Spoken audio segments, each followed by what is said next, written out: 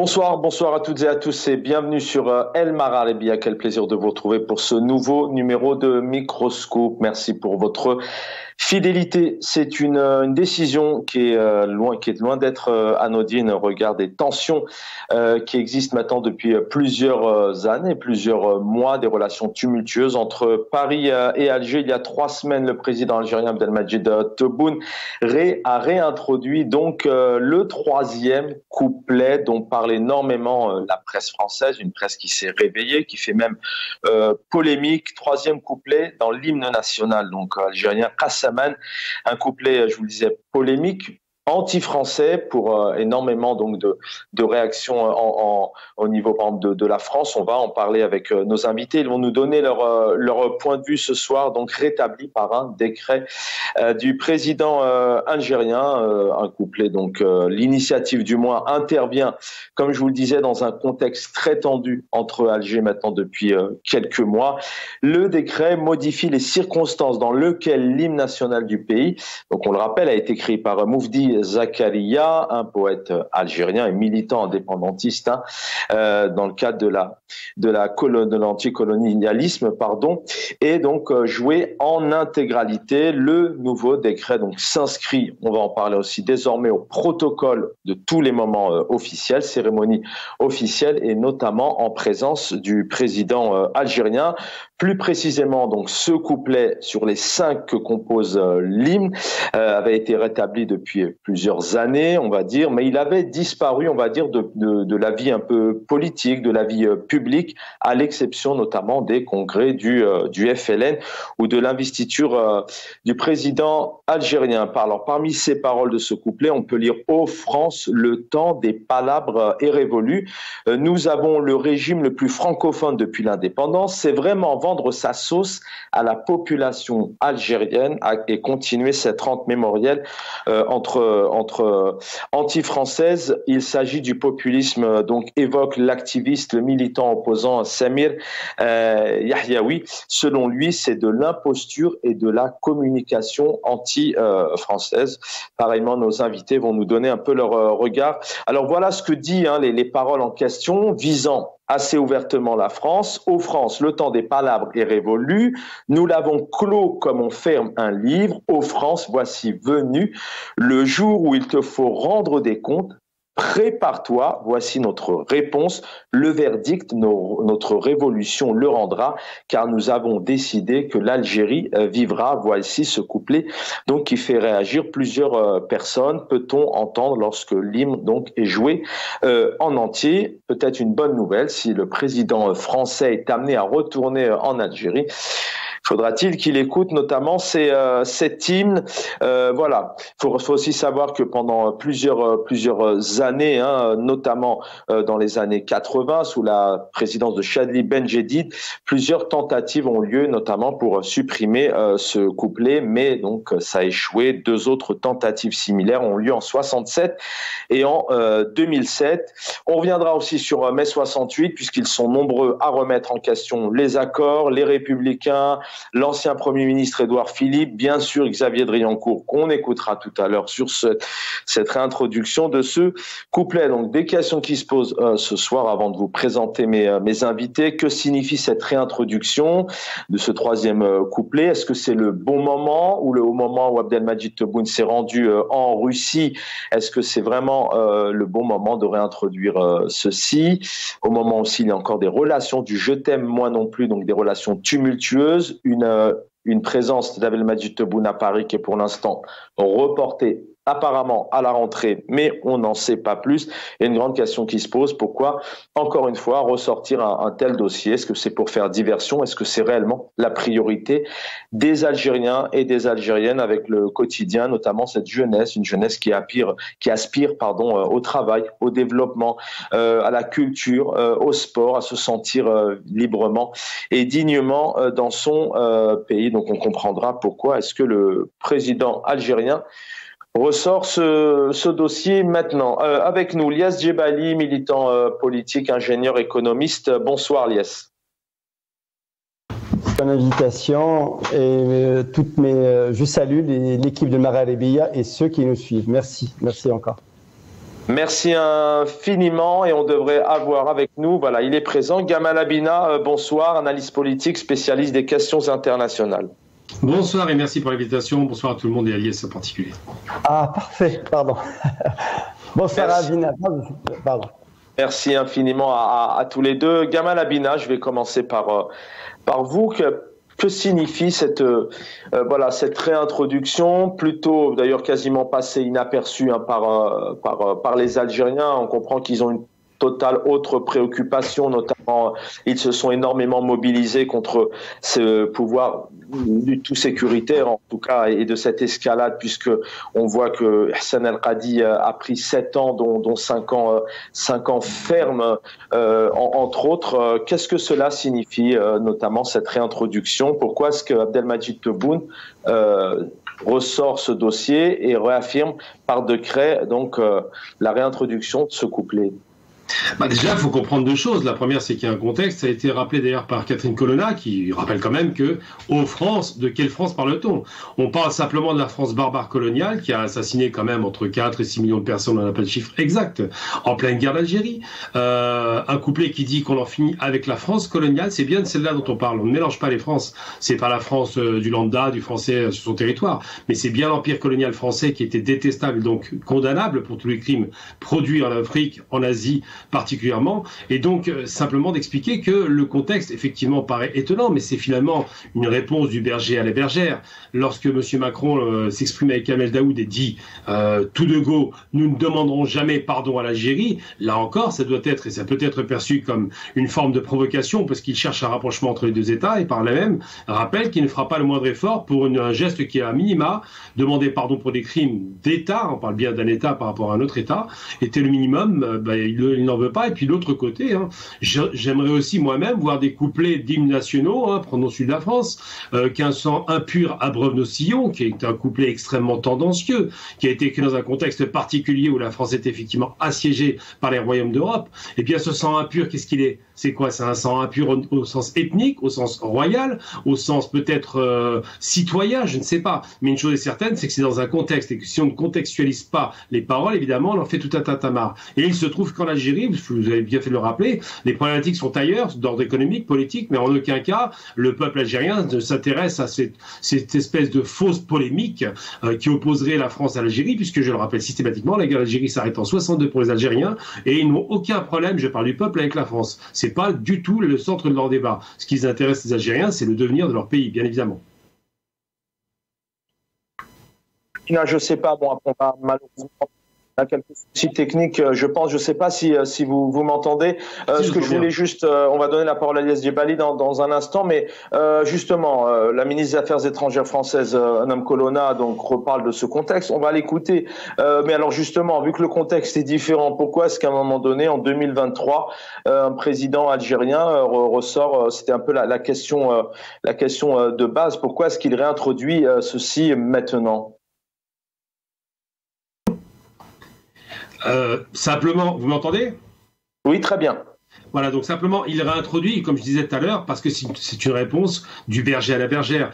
Il y a des provocations de part et d'autre, il y a eu plusieurs affaires quand même qui ont émaillé la relation franco-algérienne, sous Macron particulièrement, qui fait de grands efforts pour se rapprocher. On l'a observé avec la visite de ses ministres, quasiment 80% du gouvernement à Alger l'été dernier. Mais il y a aussi d'autres opérations, style l'affaire Amir Bouraoui, ou si les provocations qu'on voit de façon récurrente de la part de la droite française, il faut le rappeler, et de l'extrême droite. C'est-à-dire que vraiment en France, contrairement à l'Algérie, qui n'a pas de problème avec la France, je parle du peuple et finalement des partis, en France, c'est quasiment un sport national que de taper sur l'Algérien, particulièrement à la suite, évidemment, déjà du rapprochement de Macron, mais surtout de ce rapprochement avec la Russie. Donc tous ces éléments sont constitutifs d'une atmosphère délétère, mais le scandale, entre guillemets, qui n'existe pas, d'ailleurs Catherine Colonna le rappelle, c'est un faux scandale. L'hymne national a toujours été intègre, il a été réintroduit pour qu'il soit à nouveau joué dans son intégralité, mais rappelons que les Français ont aussi un hymne amputé de d'un tiers, et que c'est pareil, il y a des paroles qui sont pas forcément très sympas, mais un hymne national n'est pas là pour... Il est là pour mobiliser la population, il n'est pas là pour plaire à l'ennemi, et l'ennemi de l'époque, la France coloniale, je le rappelle. Il faut jamais confondre le colonialiste français et le français, c'est deux choses différentes, deux entités différentes, et à chaque fois qu'on le rappelle, c'est difficile à entendre de la part de la droite ou de l'extrême droite, mais la guerre d'Algérie, c'est fini en 62, il faut l'accepter, c'est définitif. La France a perdu devant le peuple algérien. Très bien, restez avec nous. Gamal Abina, on va écouter Madame Colonna, ministre des Affaires étrangères, et qui dit clairement que aussi notre hymne, la Marseillaise, n'est pas totalement affectueuse, mais la particularité, c'est qu'elle ne cite personne. Et il faut savoir que, d'après les recherches, d'après tout ce qu'on peut lire, l'hymne algérien est le seul hymne où l'on cite notamment quelqu'un, notamment un État, un pays, la France. On écoute la ministre des Affaires étrangères française. Pas faire de commentaires sur un hymne étranger, je n'aimerais pas que d'autres en fassent. Il faut replacer ça dans son contexte. Le texte a été écrit en 1956, dans un contexte qui à l'époque était celui de la décolonisation et pour tout dire de la guerre, d'où des fortes paroles qui nous concernaient. Ce sur quoi je m'interroge, et moins ceci qui dans le contexte s'explique, que la décision d'étendre l'usage, parce que le texte n'a pas été modifié, d'étendre l'usage d'un hymne qui date d'une autre époque, et ceci au moment même où le président de la République et le président Tebboune ont décidé, à la fin de l'été dernier, de donner un nouvel élan à nos relations. Ça ne correspond pas tout à fait. Pardon. Pour l'instant, c'est mal parti. Il part pour Moscou, au lieu de venir à Paris. Et je vous lis quand même là les paroles du couplet. « Ô France, voici venu le jour où il te faut rendre des comptes. » C'est pas affectueux, disons. Notre hymne national n'est pas tout à fait affectueux non plus, un peu guerrier également, même si nous ne citons personne. Ça vous heurte quand même, que la France, c'est très rare, n'est-ce pas, qu'un pays dans son hymne national vise un autre pays encore en 2023 ? Le contexte de l'époque l'explique. Aujourd'hui, je vous concède que je peux m'interroger et que ça paraît un peu à contre-temps. Voilà, le contexte est différent. Il y a quelques années, quelques décennies. Lies Djebaili, pourquoi est-ce que le président algérien ressort ce couplet, le met par décret, ça a été officiel, donc ça a été annoncé officiellement. Quel est un peu son objectif ? Alors, son objectif, si j'ai bien compris, l'hymne national qui a été écrit en 1956 par Moufdi Zakaria dans un contexte de guerre et en même temps de décolonisation. Il y a 5 couplets, un couplet qui est hostile à la France, qui a été en désuétude, il a été remis à l'ordre, après il a été mis en sommeil. Il a été réhabilité, si j'ose dire, le 21 mai, hostile à la France. « Ô France, voici venu le jour où il faut rendre des comptes. » C'est un hymne national qui appartient à un pays souverain. Les paroles, le texte a été écrit par un grand indépendantiste qui s'appelle Moufdi Zakaria, dans un contexte particulier, dans un contexte de guerre. Et à partir du moment on n'est plus dans le contexte de guerre, 60 ans après l'indépendance, les choses ont changé. Si on va dans le sens de l'apaisement, si on veut reconstruire et rebâtir une relation et un élan positif pour les deux pays et mettre des passerelles de paix et d'amitié entre les deux rives de la Méditerranée, pourquoi le remettre ? Pourquoi ? Parce que Macron aussi, il faut le dire, aussi, il n'est pas aussi tendre que ça. La visite du 2 mai de Tebboune qui était prévue à Paris a été annulée. Et j'insiste que Macron et les autorités françaises, ils auraient pu maintenir sa date, ils auraient pu faciliter la visite de Tebboune en France. Sachant, c'est pas Tebboune, c'est d'ici. On ne sait pas trop exactement, est-ce que c'est, à moins que vous ayez des éléments, mais est-ce que c'est la France qui n'a pas facilité ? Est-ce que Abdelmadjid Tebboune a été plutôt... Alors il y avait cette période de crise sociale, mais il y a aussi ce 1er mai, ces manifestations. Il y avait des questions qui se posent aussi encore aujourd'hui. Comment est-ce que Abdelmadjid Tebboune serait accueilli ici ? Est-ce qu'il aurait pu s'offrir les mêmes bains de foule que Macron s'est offert en déambulant dans les rues d'Alger, dans les rues d'Oran. Mais vous évoquez effectivement un peu le rôle effectivement de la France, mais est-ce que c'est une priorité aujourd'hui pour les Algériens, vous qui êtes activiste, qui êtes militant, on a des problèmes de liberté d'expression en Algérie, un quotidien difficile, il y a malheureusement des familles, des jeunes, des moins jeunes, des mamans qui meurent en mer. Est-ce que réellement c'est un dossier important de rallumer cette flamme alors que c'est un couplet qui, quelque part, qui ne préoccupe pas, l'hymne est important bien évidemment, mais qui passe inaperçu? Quelle est la priorité de l'Algérie maintenant? Quelle est la priorité de l'Algérie, du peuple algérien? C'est instaurer un état de droit démocratique, c'est faire repartir l'économie, c'est assurer un quotidien décent pour le citoyen algérien qui souffre. C'est la gestion de l'eau, c'est le manque d'approvisionnement, c'est la carence des denrées alimentaires, c'est l'inflation galopante, c'est le chômage qui gangrène le pays. Il y a des masses de diplômés, d'étudiants qui se trouvent sans travail et qui sont obligés de faire du boulot à gauche et à droite. Le pays, il est complètement en dérive. Et c'est ça. Quelle est la priorité? Posez une question à l'Algérien. Il dit, je veux avoir ma liberté. Elle est où la démocratie? Je veux jouir de mes propres libertés. Vous savez très bien que la liberté, c'est quelque chose d'immuable. Ma liberté avant tout. Le quotidien, le chômage, les activistes qui croupissent en prison, la restriction, le verrouillage de la société civile, tous les champs médiatiques sont fermés. Je veux dire, la chasse aux journalistes, la chasse à l'homme, la chasse à celui qui veut vivre libre dans son propre pays. Est-ce qu'un couplet, certes, chaque pays souverain de maintenir son hymne, c'est normal, qui représente quelque chose de fort de la patrie, mais est-ce que ce couple de le remettre pour, je veux dire, rentrer en provocation, est-ce qu'il va répondre au quotidien de l'Algérien? Non. Poser la question, pourquoi la visite a été annulée, celle du mois de mai? Pourquoi celle de juin forcément serait annulée? Pourquoi assurer une visite à Moscou qui est une visite quand même qui ne dessert pas les intérêts du peuple algérien? C'est ça les questions. Je dis pas que l'hymne national français, certes, il n'est pas affectueux, voire guerrier. Sur la Marseillaise. Mais il ne cite personne. Il ne cite personne. Il ne cite personne comme ennemi, c'est ça. Oui. Gamal Abina. Gamal Abina, je reviens à vous. Question diplomatique.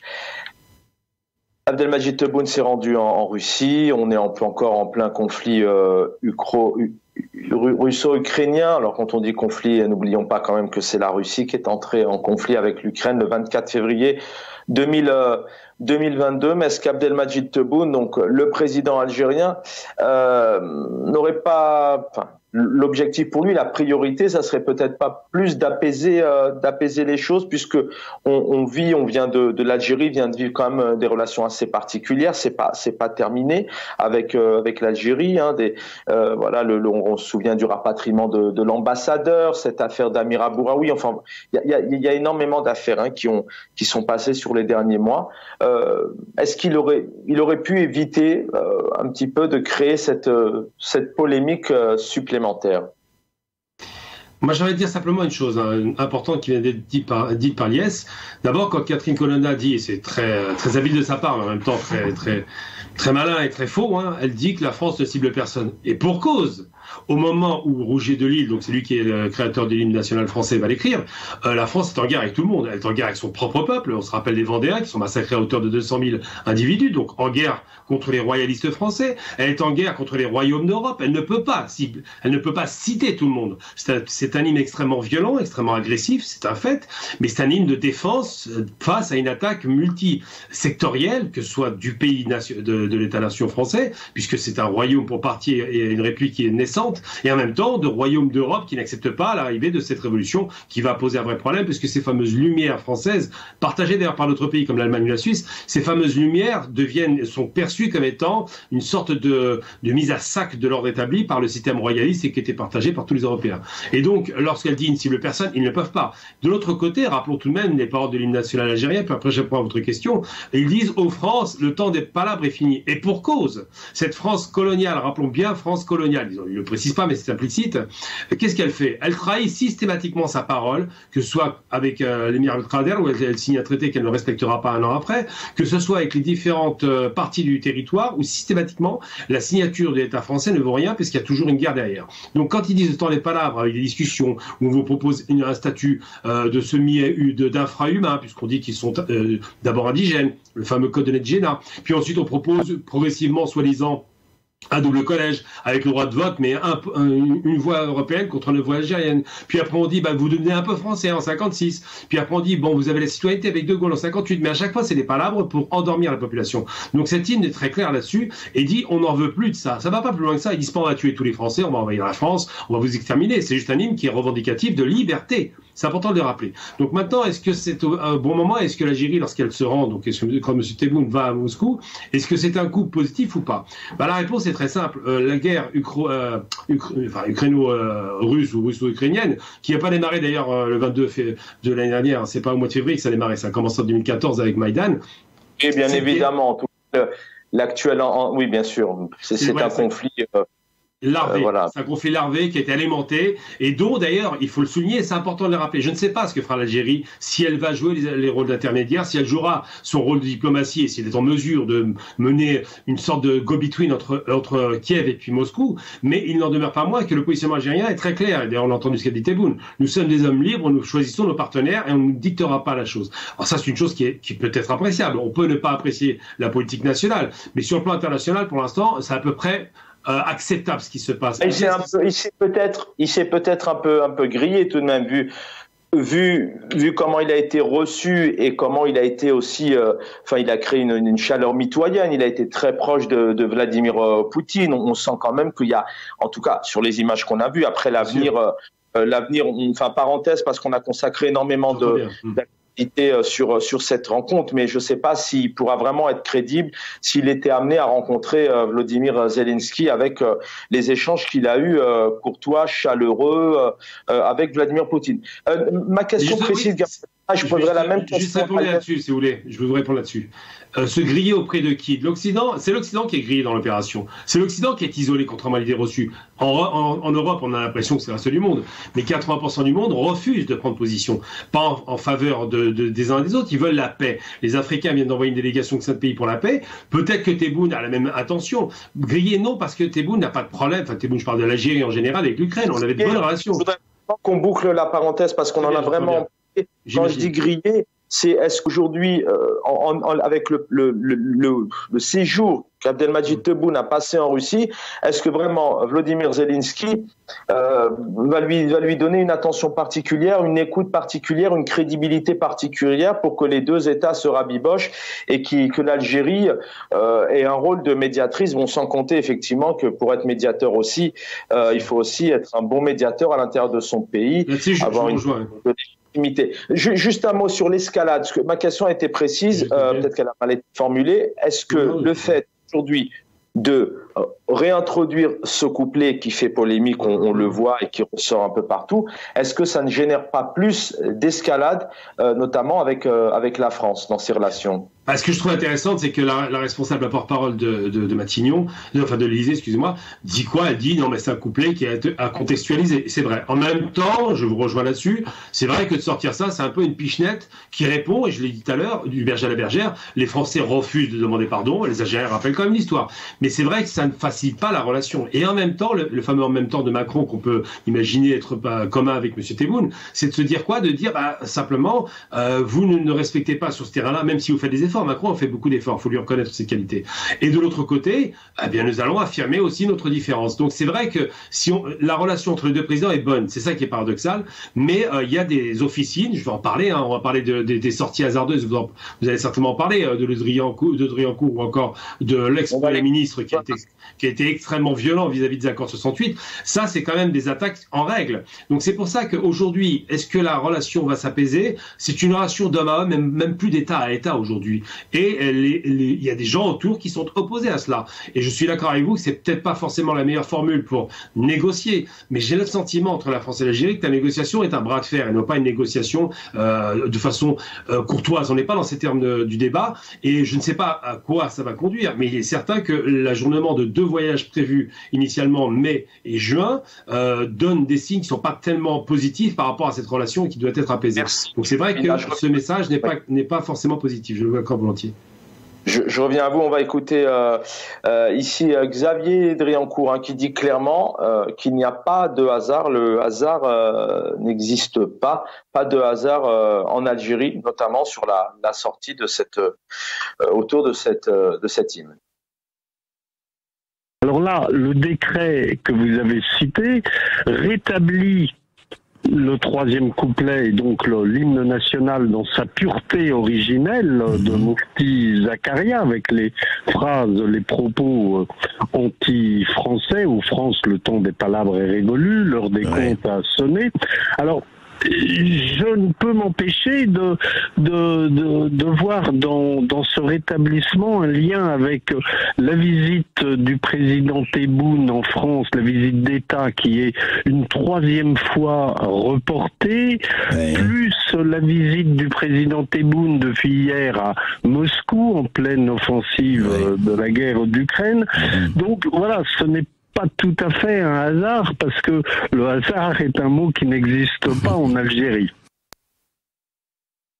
Lies Djibaili, je vous laisserai réagir notamment à ces propos de Xavier Driancourt et un peu avoir votre avis aussi sur cette escalade. Est-ce que pour le peuple algérien aussi, est-ce que ces 2 pays n'ont pas tout à gagner mutuellement aussi, puisqu'on ne peut pas dire qu'un pays n'a pas besoin d'un autre, il y a des intérêts dans les 2 sens, et puis il ne faut pas oublier qu'il y a une diaspora importante en France qui apporte énormément au pays et vice-versa.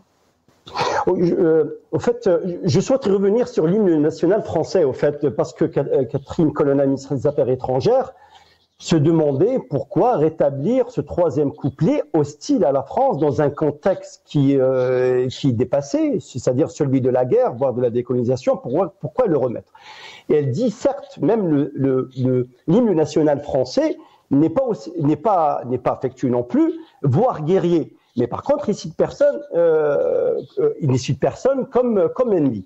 Il faut savoir, et c'est vrai, je vais vous dire pour quelle raison, parce qu'elle n'a pas tort, parce qu'elle, par rapport à l'hymne national français. Nous sommes durant la Révolution française, la guerre de la terreur, la période de la terreur en 1793, en 1794, l'action, c'est-à-dire se déroulait sur les 5 jours. Il y avait Danton, Desmoulins, Lacroix, Philippot, Hirault, Saint-Just, il fallait couler le sang. Donc il y a Danton qui a préconisé une pause dans l'exécution. C'est la raison pour laquelle on parlait de sang, c'est-à-dire c'était des Français, c'était une guerre, même le massacre des Vendéens, c'est pas ennemi parce que c'était des Français. C'est pour ça qu'elle dit on cite personne comme ennemi. C'est la raison pour laquelle cet hymne a été conçu dans un contexte de révolution française, surtout la période de la terreur en 1793. Les plus durs de la Révolution française. Contrairement à l'hymne national algérien, et je soutiens mon hymne national algérien, c'est normal. C'est-à-dire, il y avait un ennemi qui était désigné, c'est-à-dire l'occupant, le colonisateur, c'était la France. Le 3e couplet a été rétabli pourquoi? Pour titiller aussi, pour provoquer, pour répondre à la France, parce que il faut dire que Macron, les autorités françaises, ne souhaitent plus répandre, exécuter l'agenda politique de Tebboune. Tebboune souhaitant venir au mois de mai à condition de satisfaire toutes les exigences et arracher toutes les concessions possibles pour ses intérêts ou pour l'intérêt de la classe dirigeante algérienne. Eh ben Macron, non, je pense qu'ils ont refusé. Après le refus du 2 mai à Paris, Tebboune, il est parti à Saint-Pétersbourg, un forum économique. Et c'est ça, vous pensez que c'est l'Élysée qui a refusé de recevoir le président algérien? Je ne dis pas qu'il a refusé, c'est-à-dire il n'a pas accédé aux demandes. Quand vous savez très bien que l'Algérie, Tebboune, s'il arrive en France, il faut que toutes les demandes soient satisfaites. Qu'est-ce qu'il attendait sur la table? Eh bien, l'accord de 68. C'est-à-dire, il faut savoir que les autorités françaises, et surtout la droite française, souhaitent renégocier l'accord de 68, voire se désengager complètement, parce qu'ils considèrent, à partir du moment où pourquoi maintenir un tel dispositif? Oui, si les relations sont beaucoup plus compliquées. En 2010, Sarkozy voulait renégocier les accords de 68 pour maîtriser le flux migratoire. Ça a marché, ça n'a pas marché. Cet accord, il ne plaît pas. Il considère qu'il n'est plus dans le contexte actuel parce qu'il y a des règles dérogatoires du droit commun, facilitant la circulation, le séjour et l'entrée des ressortissants des Algériens en France, et surtout en termes d'avantages, regroupement familial, avoir la carte, la délivrance de la carte de 10 ans après un an de mariage, la carte aussi de 10 ans, on peut l'avoir si le résident algérien est père d'un enfant français. Il y a des avantages, Et aussi, dans les faits, c'est le parcours. Dans les faits, c'est beaucoup le parcours du combattant pour les personnes, même qui travaillent depuis plus de 3 ans, qui sont là depuis des années. Parfois, il y a les institutions, les administrations. Parfois, il y a aussi les préfets qui prennent des décisions qui ont été déboutées. Juste sur l'escalade, Lyes Djebali, vous êtes militant politique. Abdelmadjid Tebboune aurait pu faire une sortie sur un gros dossier. Enfin, question, est-ce qu'il n'aurait pas pu faire, s'il y avait été un gros dossier d'actualité, d'une importance extrême entre les deux pays, ça pourrait pas mieux se comprendre que de ressortir ça, alors que peut-être, donc c'est la question, alors que peut-être, voilà, vous parliez des priorités tout à l'heure, il y a eu énormément de signatures fin août entre les deux chefs d'État parce que Emmanuel Macron s'est rendu en Algérie. Le 7-8 octobre, c'est Elisabeth Borne qui fait un conseil des ministres, on le rappelle, en Algérie. Voilà, est-ce que ça ne fait pas monter cette escalade qui, aujourd'hui, peut-être, c'est la question que je vous pose, n'a pas lieu d'être dans l'intérêt des deux pays? En fait, il faut savoir, moi j'essaie d'analyser, après j'essaie de voir, de suivre l'actualité depuis le mois d'août 2022 jusqu'à maintenant. Macron, il a fait une visite d'État, un déplacement, il a été reçu en fanfare. Il est resté 3 jours. Il a fait des conseils restreints de défense, en présence de certains, même en présence de l'état-major algérien. Je veux dire, il est parti à Oran. Il a eu son bain de foule. Il a dit, je souhaite la relance d'un nouveau partenariat, voire d'exception avec l'Algérie. Même Tebboune aussi. Et Tebboune, il disait que Macron, voilà, j'apprécie le personnage. On peut travailler ensemble. Oui, même Macron. Le temps passe tellement vite. Merci pour ce constat dont on a parlé énormément. Voilà, c'est pour ça que je vous posais cette question claire. Est-ce qu'avec tout ce qui s'est dit, ces signatures à tous les niveaux, la jeunesse, le sport, il y a eu tout un conseil des ministres français, c'est une grande première. Est-ce qu'Abdelmadjid Tebboune n'aurait pas pu s'abstenir? Je vais vous dire pourquoi, si vous permettez. Si vous permettez. Au fait, il faut savoir. Tebboune, au fait, c'est une façade. Et derrière la façade, parce que, voilà, vous avez 2 clans. Un clan qui pousse vers l'ouverture, vers la France, l'ouverture, et d'apaiser les relations, et pourquoi pas aller, c'est-à-dire assainir le contentieux entre les deux pays. Et vous avez un autre clan, oui, de l'état-major militaire, qui veut garder l'Algérie sous le giron russe, soit par idéologie, soit pas parce qu'il y a des contraintes, soit autre chose. Donc vous avez 2 clans en fait qui rivalisent. C'est que l'équation a 2 inconnus. La première inconnue, c'est Paris. La deuxième inconnue, c'est Moscou. Et on voit très bien que l'agenda présidentiel du président algérien, il est illisible Et je veux dire, on a du mal à lire, on a du mal à comprendre pourquoi une telle provocation actuellement, pourquoi le contexte s'y prête, ne s'y prête pas, pourquoi les conseils le poussent à faire ceci, pourquoi il improvise une petite visite dans un pays limitrophe de la France qui est le Portugal, en proposant des offres d'investissement. C'est pour faire bouger un peu, je veux dire, la donnée diplomatique portugaise par rapport à la question du Sahara occidental. Il faut dire que Macron, il a laissé le Maroc au détriment de l'Algérie.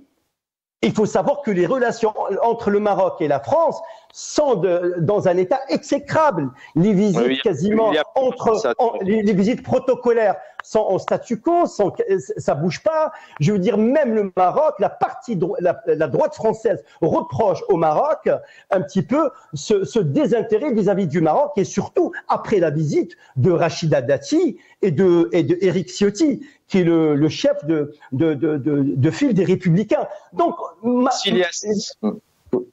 c'est-à-dire que Tebboune, il aurait pu être plus pragmatique, faire le tout pour ne serait-ce que garder cette relation entre la France et l'Algérie. Tôt ou tard, on doit signer un traité d'amitié. On ne peut pas rester. Peut-être ça n'a pas marché entre Bouteflika et Giscard d'Estaing. Je ne sais pas pour quelle raison, parce qu'il y avait l'instrumentalisation de la rente mémorielle et aussi la loi de la discrimination positive de la colonisation qui a été votée au Parlement. Mais il faut aller de l'avant. C'est d'aller de l'avant, Mais nous, moi personnellement, en tant que militant, du pays, on parlait de ses priorités. On va écouter ici Monsieur Ben Grina, le patron, le président d'Al-Bina Al-Watani, qui pour lui, il a deux niveaux. Lorsqu'il s'agit notamment de représenter l'étranger. Le président est intouchable, il faut surtout pas le critiquer. Il est hors de question de toucher à Abdelmadjid Tebboune. Et à l'inverse, d'un côté, lorsqu'il s'agit peut-être de questions nationales, notamment peut-être sur le pouvoir d'achat, les prix, etc.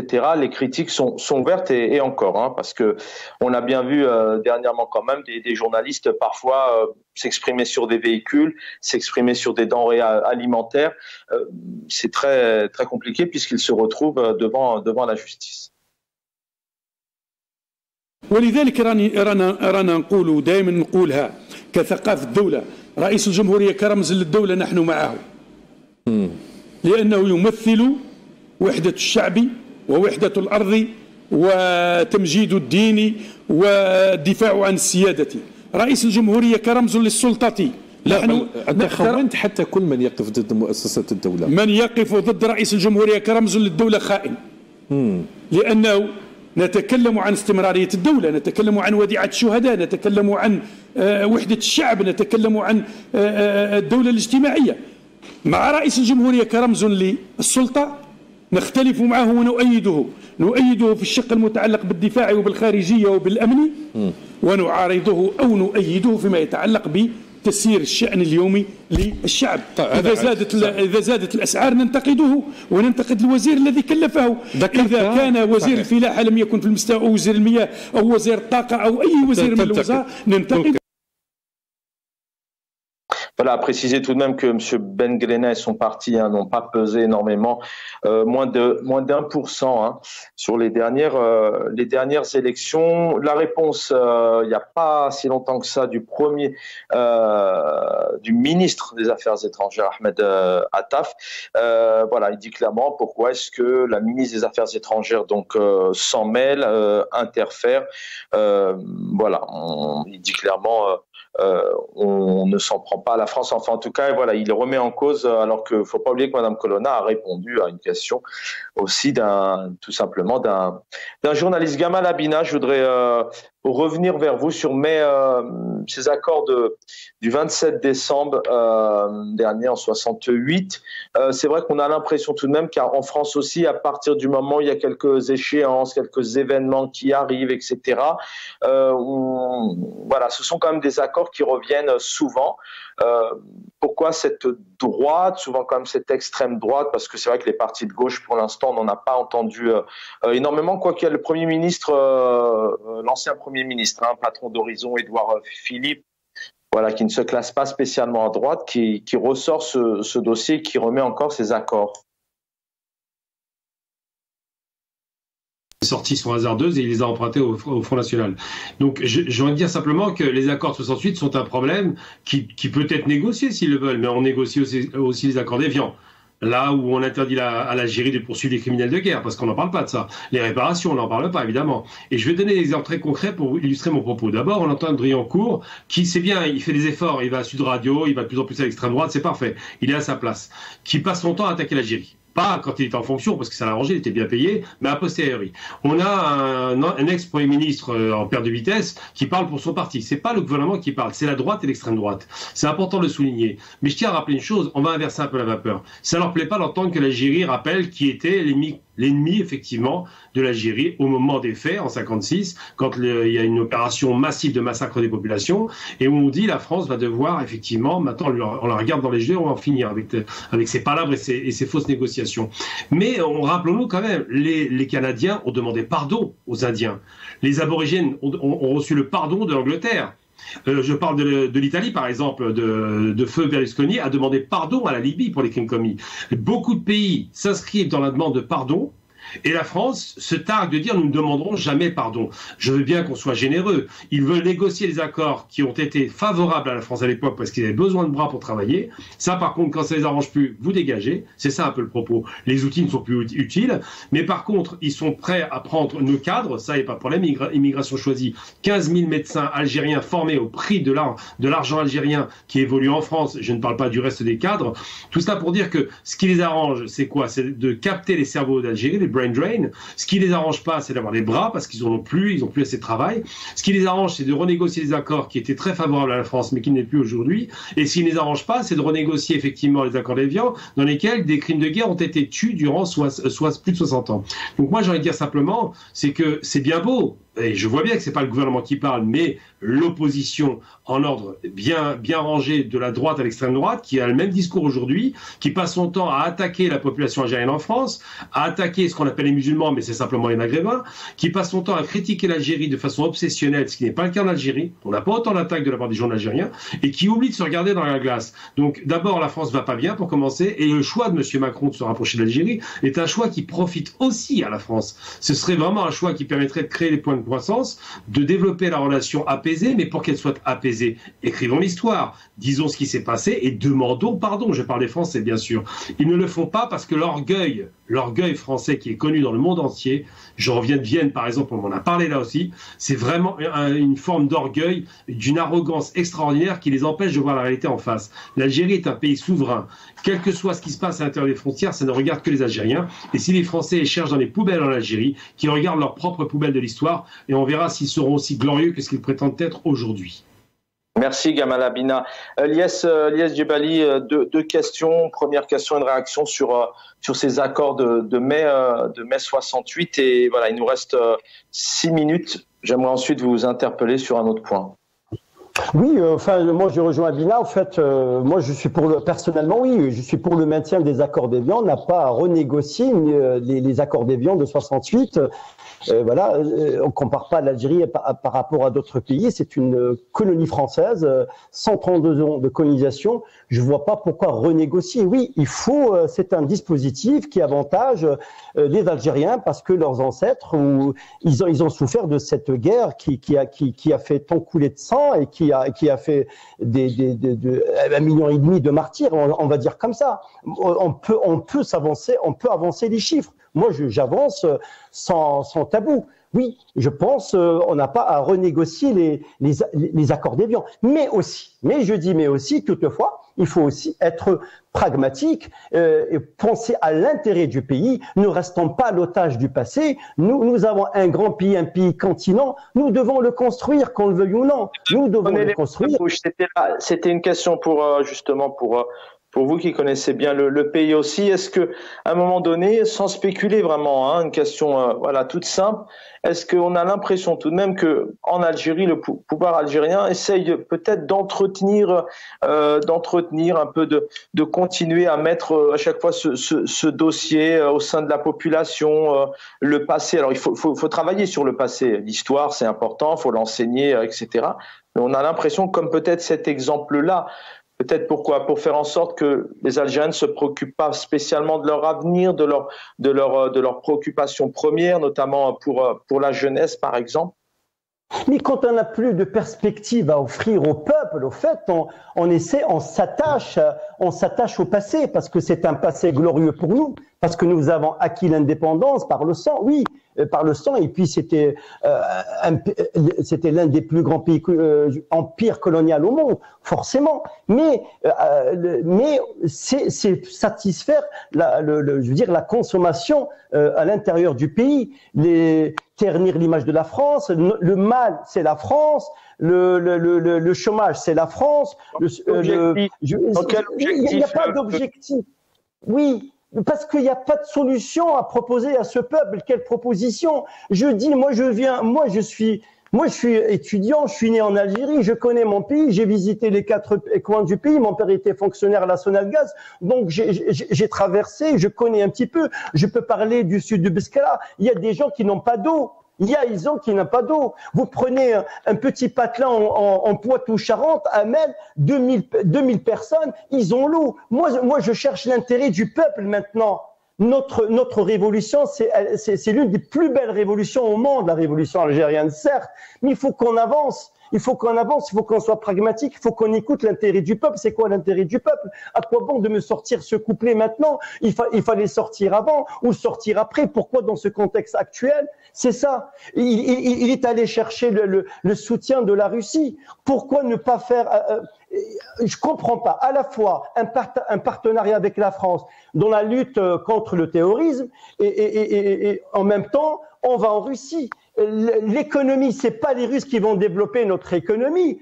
L'économie qui a été initiée par les Soviétiques, les grandes industries lourdes, c'est fini. Le complexe sidérurgique d'Al-Hajjat, c'est une faillite totale, a été racheté par l'Akshimi. Il a non seulement le trésor public, il a épongé les dettes, on l'a vendu pour $1 symbolique, après il a revendu pour $1 milliard. Le complexe d'assemblage de voitures aussi, on l'a fait parce qu'on a fait pression sur Carlos Ghosn. Le Maroc, il a son usine, pourquoi pas nous? Pourquoi nous cherchons aussi assemblage? Pourquoi pas nous produisons pas? La voiture, c'est pas un tout. La voiture est considérée quelque chose de stratégique chez les Allemands. Durant la Seconde Guerre mondiale, à partir de 36, 37 jusqu'à maintenant, on a un pays continent, nous savons pas quoi faire. Nos dirigeants, c'est des dictatures, ils sont en train d'opprimer un peuple et à chaque fois, le mal de l'Algérie, c'est la France. Attention, ceci, cela. Mais il faut savoir faire une politique pragmatique dans l'intérêt du peuple. Mais comme c'est que les Algériens, le peuple algérien, il est complètement abandonné. Il n'y a pas de logement. Je veux dire, on a construit combien de logements?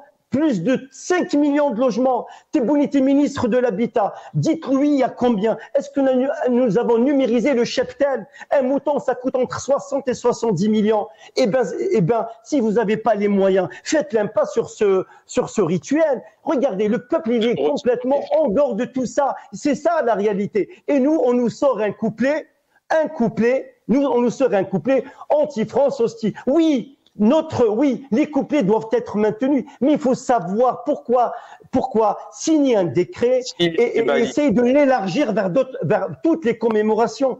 Pour quelles raisons? C'est ça la question.